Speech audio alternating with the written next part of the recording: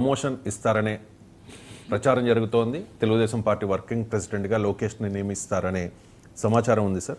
Telugu Desam party Mahanadu మరికొద్ది రోజుల్లో జరగబోతోంది కడపలో.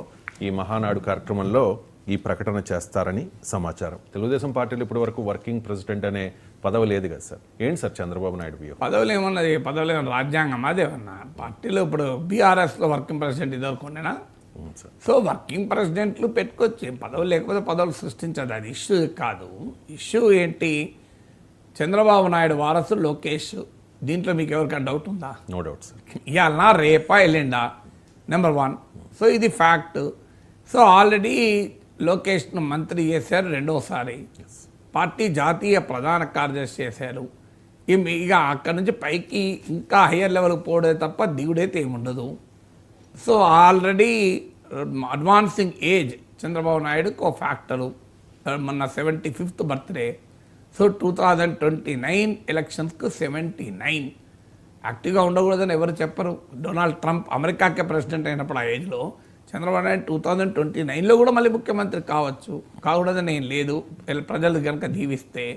కానీ but everybody advancing age is an issue.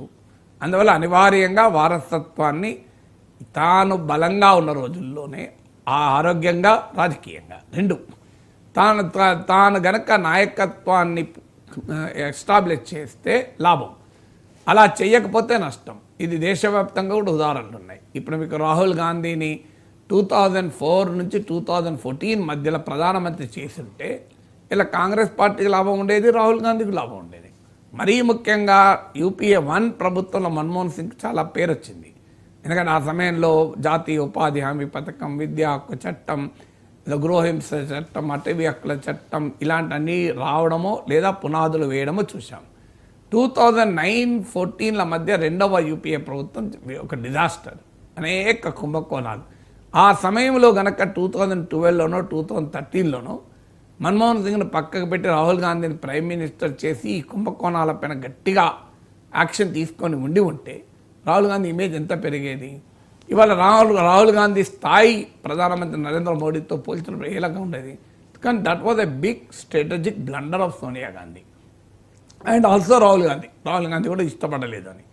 So ఇది ఆ రోజు మరి యూపీఏలో అంగీకరించలేదా రాహుల్ గాంధీ అంటే అదొక క్వశ్చన్ ఉంటుంది. కానీ అది ఐ డౌట్, ఎందుకంటే 2004తో పోలిస్తే 2009లో కాంగ్రెస్ బలం పెరిగింది కూడా. సో అది పెద్ద కష్టం కాదు రాహుల్ గాంధీని చెయ్యాలనుకుంటే, కానీ అవకాశం కోల్పోయింది. కేటీఆర్ ముఖ్యమంత్రి అవుతారు అని మనం చాలాసార్లు చదివాము. మంత్రులు కూడా స్టేట్మెంట్ ఇచ్చారు. కేసీఆర్ ఆశీస్సు లేకుండా మంత్రులు స్టేట్మెంట్ ఇస్తారా? కానీ కేటీఆర్ కాలేదు. ఇప్పుడు చూడు ఎంత సమస్య ఎదుర్కొంటున్నారు. దీనికి భిన్నంగా స్టాలిన్ తాను ముఖ్యమంత్రిగా ఉన్నప్పుడే ఫైనల్ చేసుకున్నాడు. స్టాలిన్, కరుణానిధి, ములాయం సింగ్ యాదవ్ తాను ముఖ్యమంత్రి రాజకీయంగా బలంగా ఉన్నప్పుడే ఫైనల్ చేసి పడేశాడు. సమస్యలు ఏమీ లేవు. లాలూ ప్రసాద్ యాదవ్ తాను రాజకీయంగా బలంగా ఉన్నప్పుడే ఫైనల్ చేశాడు. తాను రాజకీయంగాను ఆరోగ్యంలోనూ బలంగా ఉన్నప్పుడే ఫైనల్ చేసిన చోట పార్టీలో వారసత్వ సమస్య ఇబ్బంది పెట్టలే, ఎస్టాబ్లిష్ అయిపోయారు. కానీ ఎక్కడైతే ఆ నిర్ణయం ఆలస్యమైందో మీకు ఇబ్బంది అయింది. సో అందువల్ల ఈ అనుభవం నుంచి చూసినప్పుడు చంద్రబాబు నాయుడు ఏం చేయాలి? ఇప్పుడు ఉన్న టైం కన్నా ఇంకా అప్రాపరియేట్ టైం ఉంటుందా? రాజకీయంగా బలంగా ఉన్నాడు, బ్రహ్మాండంగా ఆరోగ్యంగా ఉన్నాడు. 75 ఏళ్ళ వయసులో ఆయన యాక్టివిటీ చూస్తే మనకి 40 ఏళ్ళ కుర్రోళ్ళ మధ్య 30 ఏళ్ళ కుర్రోళ్ళలాగా వ్యవహరిస్తున్నాడు. So this is an appropriate time కదా. దీనికి తోడు ఇటీవల లోకేష్ వ్యాఖ్యలు, ఎవరు కూడా ఆ పదవిలోనే కోట్ అండ్ కోట్ ఆ పదవిలోనే 3 పర్యాయాల కన్నా ఎక్కువ ఉండకూడదు. అంటే అర్థం ఏంటి? ఎవరు ఏ పదవిలోనూ 3 పర్యాయాల కన్నా ఎక్కువ ఉండకూడదు అనలే, ఆ పదవిలో అన్నాడు. అంటే ఎమ్మెల్యేగానే 3 సార్లు ఉంటే ఈసారి ఎమ్మెల్యే కాదు, ఎంపీగా లేదా ఎమ్మెల్సీగా. ఇదే కదా ఆన్సరు. ఇది ఒక్క చంద్రబాబు నాయుడుకి ఎక్సెప్షన్ అనుకోండి. ఆయన 3 పర్యాయాల కన్నా ఎక్కువ ముఖ్యమంత్రి పదవిలో ఉన్నాడు. బహుశా అది కూడా ఒక మీనింగా. ఇక చంద్రబాబు నాయుడు కూడా పర్యాయాలు ఎక్కువైపోయాయి, ఆయన కూడా పక్కన లోకేష్ ముఖ్యమంత్రి కావాలని మీనింగా మనకు తెలియదు. కానీ జాతీయ ప్రధాన కార్యదర్శిగా నాతోనే మొదలవుతుందని కూడా చెప్పాడు లోకేష్. అంటే ఆయనక జాతీయ ప్రధాన కార్యదర్శిగా ఉన్నాడు. ఇది క్లియర్గా ఎస్టాబ్లిష్ అయిపోయింది కదా. సో ఆయన ఖచ్చితంగా ఇప్పుడు నెక్స్ట్ ఏంటి, మంత్రిగానే ఉండాలి. ఉప ముఖ్యమంత్రి చేయాలి అనే డిమాండ్లు తెలుగుదేశంలో వచ్చాయి. తెలుగుదేశం అధిష్టానం దాన్ని ఏమీ వ్యతిరేకించలే. అంటే వాళ్ళ టాసిట్ ఆశీస్సులతో, అంటే బయటికి ప్రకటించకపోయినా పార్టీ నాయకత్వ ఆశీస్సులతోనే నాయకులందరూ లోకేష్ను ఉప ముఖ్యమంత్రి చేయాలి, కాస్తంత ముఖ్యమంత్రి కూడా చేయాలి అనే వ్యాఖ్యలు వచ్చాయి. ఎందుకు వచ్చాయి? నాయకత్వ ఆశీస్సులు లేకపోతే ఎవరు ధైర్యంగా మాట మాట్లాడరు. బహుశా తెలుగుదేశం అధిష్టానం చంద్రబాబు నాయుడు ఒక ఎక్స్పెరిమెంట్గా చేసి ఉంటాడు. ఎలా రియాక్షన్ వస్తుంది, మిత్రపక్షాలు ఎలాంటి రియాక్షన్ వస్తుంది, సమాజంలో వచ్చే రియాక్షన్ ఇప్పుడు ఏం ఇబ్బంది కాదు, ఎలక్షన్ల దగ్గరలో లేవు కనుక అని ఒక టెస్ట్ చేశారు. ఆ experiment prove to be A costly experiment. ఎందుకు? వెంటనే లోకేష్కు పవన్ కళ్యాణ్కు మధ్య అది ఇష్యూగా కంపారిజన్గా మొదలైంది. జన సైనికుల్లో కాస్త అసంతృప్తికి కారణమైంది, రాజకీయ ప్రిడిక్షన్ స్పెక్యులేషన్కు కారణమైంది. ఇక ఒక్కసారి చంద్రబాబు నాయుడు ఈ అవకాశాన్ని ఇచ్చాడు ఈ అంశాన్ని రైజ్ చేస్తానికి. ఊరుకుంటారా? ఇక కార్యకర్తలు శ్రేణులు ఊగిపోయారు. సో పవన్ కళ్యాణ్ కన్నా లోకేషే ఎక్కువ అనేలా మనం చూపెట్టాం కదా. నా పైన ట్రోల్స్ కార్టూన్లు వేసి నన్ను ట్రోల్ చేసడానికి కూడా రాముడిగా లోకేష్ను, లక్ష్మణుడిగా పవన్ కళ్యాణ్ చూపెట్టారు. అది ఎక్కడా అంగీకారం కాదు. చంద్రబాబు నాయుడు రాముడిగా, పవన్ కళ్యాణ్ లక్ష్మణుడిగా చూపెట్టుకుంటే ఎవరు అబ్జెక్షన్ చెప్పరు. కానీ పవన్ కళ్యాణ్తో పోలిస్తే లోకేష్ ఏ రకంగానూ సీనియర్ కాదు. పొలిటికల్గా కాదు, ఏజ్ రీత్యా కాదు, అనుభవం రీత్యా కాదు, పాపులారిటీ రీత్యా కాదు, కూటమిలో ఉండే ప్రోటోకాల్ రీత్యా కూడా కాదు. అయినా కూడా తెలుగుదేశం శ్రేణులు అత్యుత్సాహంతో లోకేష్ను పవన్ కళ్యాణ్ కన్నా కొద్దిగా పెద్ద ఆసనంలో, సుపీరియర్ పీఠంలో కూర్చుండబెట్టాలని తపనపడుతున్నారు. ఆ తపన టీడీపీ జనసేనల మధ్య ఒక రకమైన గ్యాప్కు కారణమైంది. క్షేత్రస్థాయిలో, నాయకత్వ స్థాయిలో కాకపోయినా ఇవన్నీ జరిగినాక ఇప్పుడు ఏం చేయాలి? Chandrababu Naidu deputy chief minister చేస్తే ఖచ్చితంగా ఇష్యూ వస్తుంది. ఎందుకంటే మనకు తెలుసు కదా, బుచ్చయ్య చౌదరి లాంటి వాళ్ళు ఓపెన్గా చెప్పారు కదా, ఇది ముఖ్యమంత్రి చంద్రబాబు నాయుడు, ఉప ముఖ్యమంత్రి పవన్ కళ్యాణ్, ఇది అండర్స్టాండింగ్ అని. ఆయన చాలా పెద్ద నాయకుడు, సీనియర్ నాయకుడు, బాధ్యత కలిగిన నాయకుడు. So highly respectable leader in Telugu Desam and outside also. So no nuisance leader కదా. ఆయన చరిత్ర 4 దశాబ్దాల్లో గోరంట బుచ్చయ్య చౌదరి చరిత్ర తెలియదు ఎవరికి. సో అలాంటి నాయకుడు తెలుగుదేశం శ్రేణులకు ఉన్నదిన్నట్టు చెప్పాడు. ఇదంతా అనవసర చర్చ. పార్టీ అధిష్టానానికి కూడా ఆయన ఒక మంచి అడ్వైజ్ ఇచ్చాడు. మీరు ఈ చర్చను ఎలో చేసి పార్టీకి నష్టం చేస్తున్నారని ఒక గ్రేట్ అడ్వైజ్ ఇచ్చాడు బుచ్చయ్య చౌదరి. ఎంతవరకు తీసుకున్నారో తెలియదు, ఎందుకంటే బుచ్చయ్య చౌదరి అడ్వైజులు చాలా తక్కువ తీసుకునేది. సో ఎందుకైనా ఆయన సీటే ఆఖరికి ఎసరైంది కదా. ఎందుకంటే ఆయన మంచి ఉన్నట్టు చెప్పి మంచి చెప్తే నచ్చదు కదా.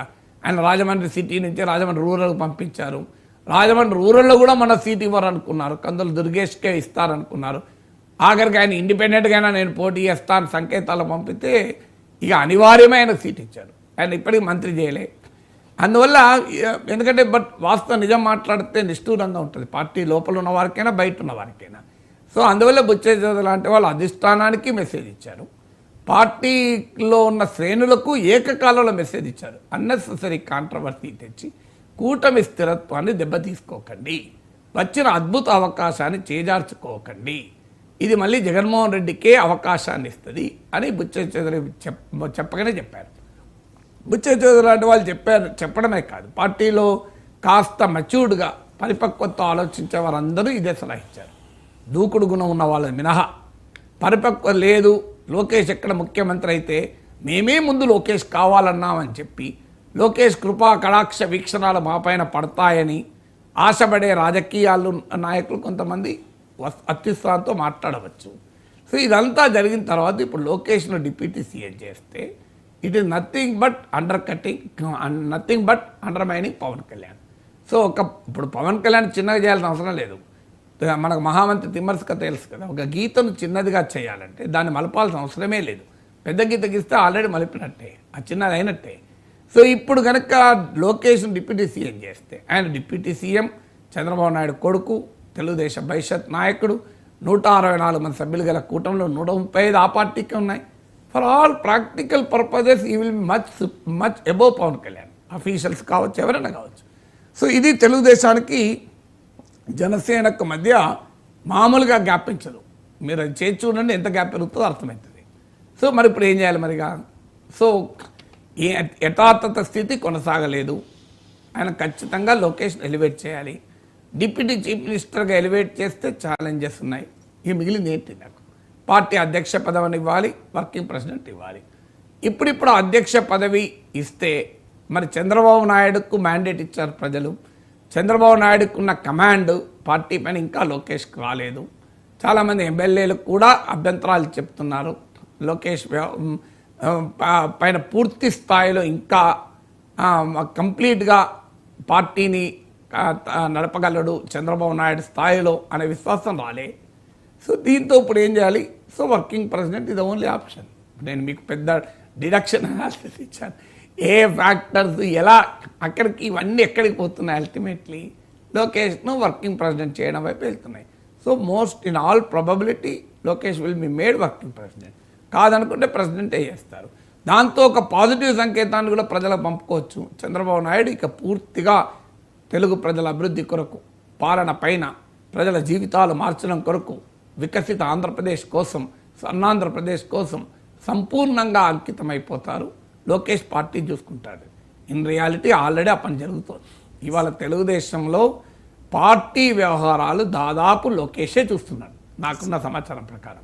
చంద్రబాబు నాయుడు అల్టిమేట్ డిసిషన్ అయినది అయినా ఇప్పటికే పార్టీలో ఈవెన్ ఎన్నికల్లో టికెట్ల నుంచి మొదలుకొని అనేక అంశాల్లో డీఫాక్టో అంటే పైకి ప్రకటించకపోయినా it is Lokesh who is actually managing.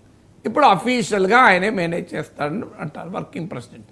So అందులో అది ఫైనల్గా ఫార్మలైజ్ చేయడమే తప్ప ఆల్రెడీ జరుగుతున్నది. అది ఫార్మలైజ్ చేయడానికి బహుశా ఇక అది మహానాడు మించిన వేదిక ఏది ఉంటుంది చెప్పండి.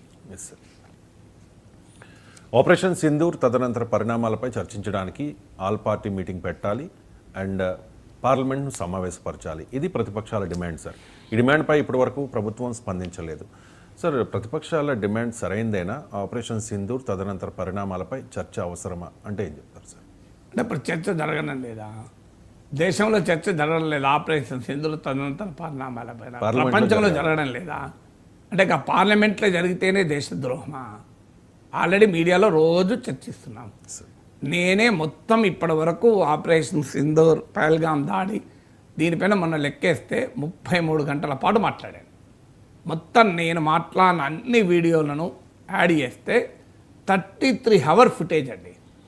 మరి నేనే 33 గంటలు చర్చించానే. ఇక పార్లమెంట్ చర్చిస్తే ఏంటి ప్రమాదం? పార్లమెంట్ చర్చిస్తేనే దేశద్రోహమా?